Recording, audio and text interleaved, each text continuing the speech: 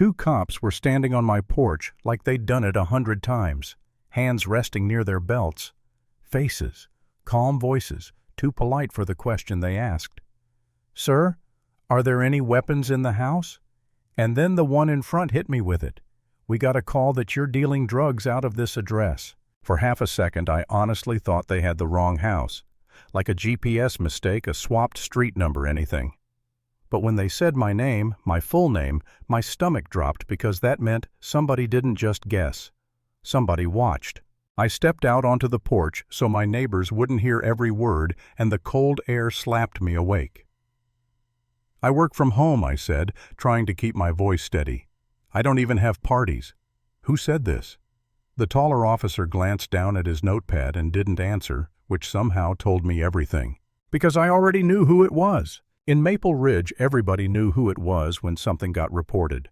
Brenda Collins, president of the Homeowners Association Board, the kind of woman who could turn a mailbox into a moral failing. She didn't walk. She patrolled clipboard in hand like it was a badge smile tight, like she was always holding back the real version of herself. When I moved in, I thought it was a normal neighborhood. Trim lawns, quiet evenings, kids riding bikes, retirees waving from porches. I wasn't looking for drama. I wanted boring. I wanted peace. Brenda didn't do peace. It started small, always does. A printed notice taped to my door about my trash bin being visible from the street for too long. An email about my blinds being non-compliant because the shade of beige wasn't consistent with the community aesthetic. Another one about my car sitting too close to the curb, even though it was on my own driveway. And every time it was phrased like she was doing me a favor. "Just trying to keep our property values strong," she'd say, leaning into that sugary voice. "We all have to do our part." The first time I pushed back, she stared at me like I'd broken some sacred law. I remember standing at the edge of my driveway while she pointed at my front yard like a prosecutor. "I'm going to need you to address this," she said, tapping her clipboard. "The board has concerns." "The board has concerns," I repeated because I couldn't help it. "About what?" "My lawn. It's cut." She didn't blink. "Your lawn is cut, yes, but the edging is irregular. Also those delivery boxes on your porch. It's excessive." I had Amazon boxes because I was furnishing a house. That was it. No secret operation, no shady business. Just a guy trying to get curtains and a coffee table without hauling it in my car. But Brenda had this way of making ordinary things sound suspicious. One afternoon I was unloading groceries, and she appeared not from the street like a normal neighbor, but from the side like she'd been waiting for me to pop my trunk. She glanced at a big plastic tub in my back seat, protein powder, supplements, the boring stuff. Her eyebrows lifted like she'd just found evidence. "That's a lot of product," she said.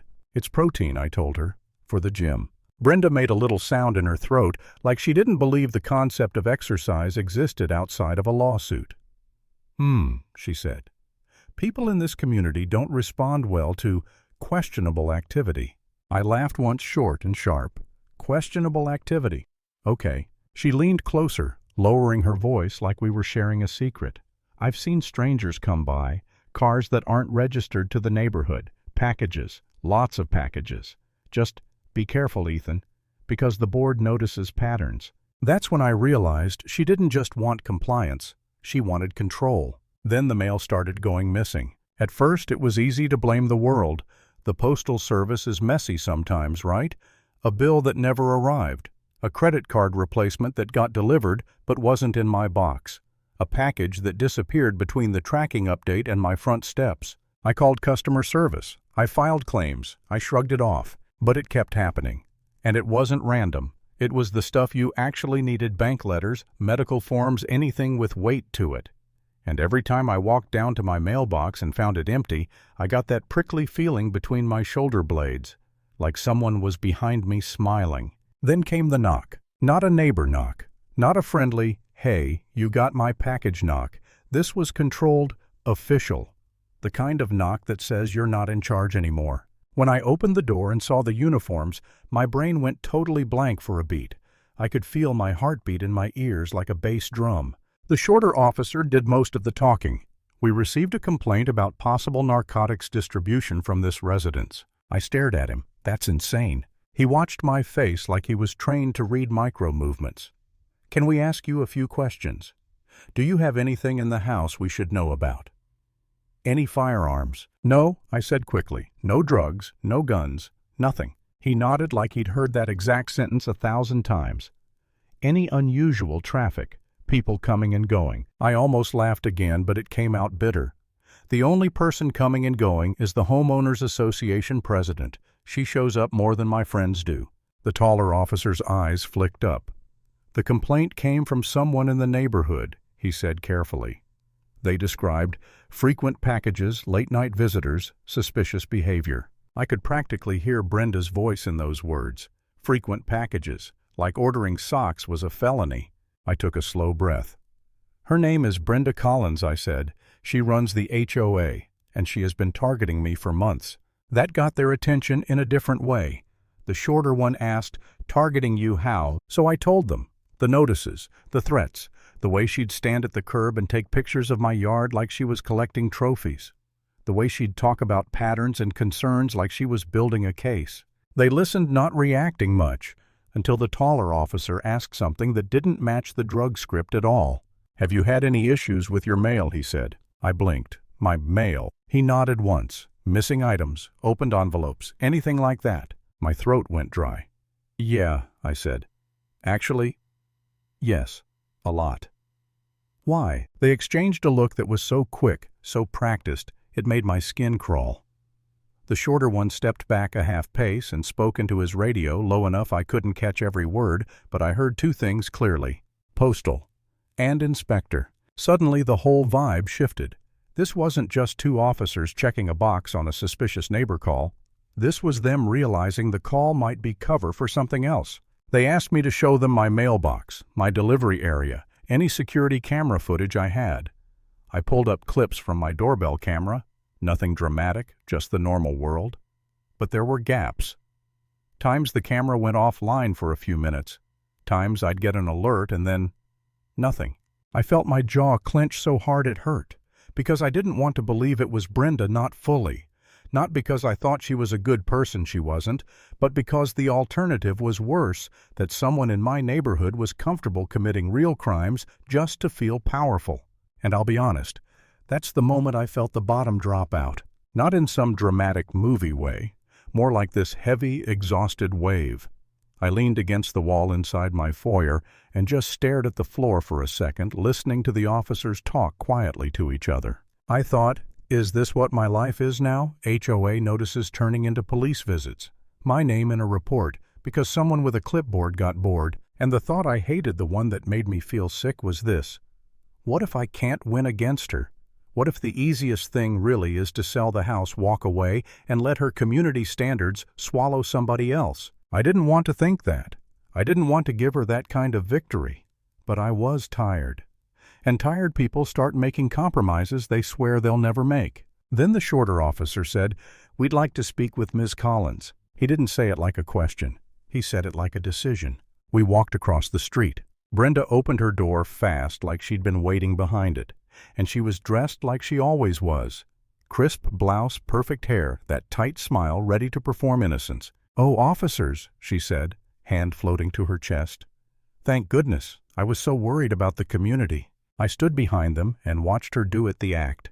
The concerned citizen, the protector, the hero. Brenda's eyes slid to me, and for a split second her smile sharpened. Just a fraction. Like she wanted me to know she caused this. The taller officer spoke calmly. "Ma'am, we're following up on a report you made." Brenda nodded vigorously. Yes. I had to. You understand, as HOA president, it's my responsibility to keep everyone safe. There have been troubling signs. Troubling signs, I muttered under my breath. Brenda ignored me and continued.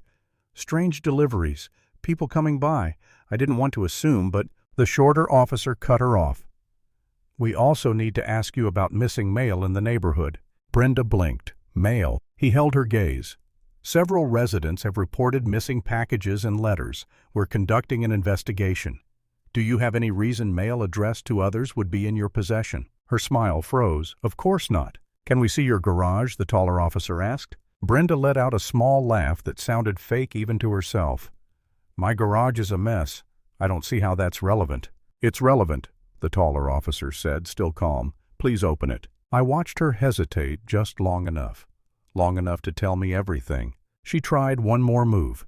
"I'm going to need to contact the board's attorney." "Ma'am," the shorter officer said, voice firm now. "Open the garage." Her hand shook as she punched the keypad. The door rattled upward loud in the quiet street. And then, silence. The officers stopped like they'd hit an invisible wall. Because inside Brenda's garage, stacked like some twisted inventory, were piles of mail. Not one or two misdelivered envelopes. Not a mix-up. Full trays, rubber-banded bundles, packages, letters with different names, different addresses. Some of them crumpled, some of them opened, some of them still sealed like she'd been saving them. I recognized one envelope immediately, my bank logo, the one I'd been waiting on. My stomach turned hard. Brenda's voice went too high. That's not what it looks like. People leave things everywhere. I collect it for safety. You know how careless residents can be." The taller officer didn't even look at her anymore. He was staring at the evidence like he was mentally building a timeline. The shorter one spoke into his radio again. "We need a postal inspector here," he said clearly this time. "Confirmed." Brenda's eyes darted around searching for an escape route that didn't exist. "This is harassment," she snapped, and the Karen mask slipped. "I'm the HOA president. You can't just—" The shorter officer turned and finally looked straight at her. "You made a false report that brought us to a resident's home," he said, "and we are standing in front of what appears to be stolen mail. This is not an HOA matter." That sentence hit like a hammer. Not an HOA matter. Brenda opened her mouth, then closed it, then opened it again like her brain couldn't find a script for this moment. She tried to point at me. He's the problem. He's been hostile. He refuses compliance. The taller officer stepped closer. "Ma'am, turn around," he said. Brenda laughed a sharp, disbelieving sound. "Excuse me, turn around," he repeated, and there was zero patience left in his voice. When the cuffs clicked, the sound carried down the street like punctuation. A couple neighbors had stepped outside by then, drawn by the garage door and the patrol car lights. I saw one older man squint at a bundle of letters, then go pale when he spotted his own name on an envelope. Brenda's face twisted, switching between rage and panic. "This is outrageous. I was protecting the community." But nobody was listening to her anymore. The officers started photographing everything. They pulled out stacks like they were handling something toxic. A few minutes later, another vehicle arrived. Different uniforms, different energy. The postal inspector. Brenda shrank the moment she saw them, like she finally understood the scale of what she'd done. Not HOA fines, not rule enforcement. Federal. I stood at the edge of my driveway and watched my stolen mail get lifted out of her garage piece by piece. And I didn't feel triumphant. I felt sick. Because this wasn't just petty neighborhood drama anymore. This was someone who'd been smiling in meetings while quietly taking people's lives out of their mailboxes. 2 days later, an email hit everyone's inbox from the Homeowners Association board, short, sterile, terrified. Brenda Collins was no longer affiliated with the board. All questions should be directed to the appropriate authorities. I didn't reply. I didn't need to. I just walked down to my mailbox, opened it, and for the first time in months, I didn't feel watched. Sometimes the loudest bullies don't get stopped by arguments, they get stopped by evidence.